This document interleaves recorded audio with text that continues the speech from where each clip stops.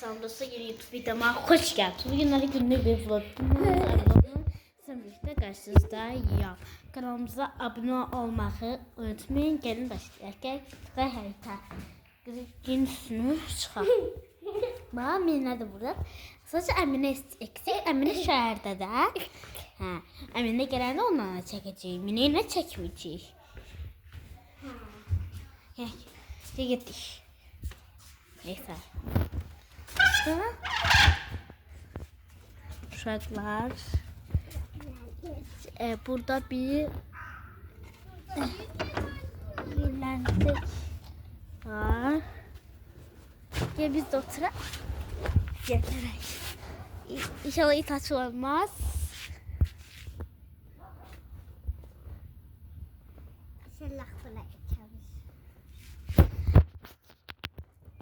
İşte kal. Bu tarafta keçən dəfə biz bu telefonu yıxıtdıq da burada yerə. Ha tarafta yıxıtdıq da biz telefonu. Sabaha Yıxmışdıq da, hə, yadımdaydı. Neyse uşaqlar, sizə mənzərəyi göstəreyim. Bura əla bir oteldir. Mənzərə böyle. İç onu. Hə, orada. Hadi. Nə? Ağacına açırım. Ha, açılır. Bak sana. Ay, çok büyük. Benim tık tık. İçəridə mənim kutqamı olacaq. Get götür də kutqamı. Bayını göstərirəm sənə. Biz arkadaşlar kutqama giyinlik gəldik. Siz də bir like'ınızı alın ki içsiz yərə akşam. Neyse. Bakın buraya çıxırıq. Bakın nə qədər mənzərə var. Təyyarələr də məni sevir. Gel mənim adım gəlmə. Mənim TikTok hesabım var. O TikTok hesabına daxil olmaq istərsiniz ki, linkini aşağıda yerləşdirəcəm. Oradan daxil ola bilərsiniz. Bakın buna mənzərəyə bakın. Ya da mənzərəyə. Hə, mənzərədə. Gel mənə atdım. Gel mənə at. O tərəfdə bizim evimiz var. Görünür də evimiz.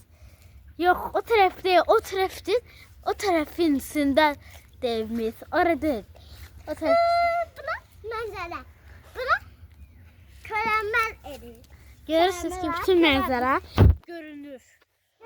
Uşaqlar, mən bugün 24 Mart'ta yenə də vlog gəldi. 25 Mart'ta yenə. Bugün 25 Mart, 24 idi. Yenə 24 idi də deyəsən. Bugün 25. Burada soyuq deyəmədik. Sonra buna soyuqdur. Bura eyni Laza diye Laza. Hə, vaza. Ha gidip yerlənəcəksiniz. Kızlar herkesin görsək gezine aldı. Qıldırmaq belə.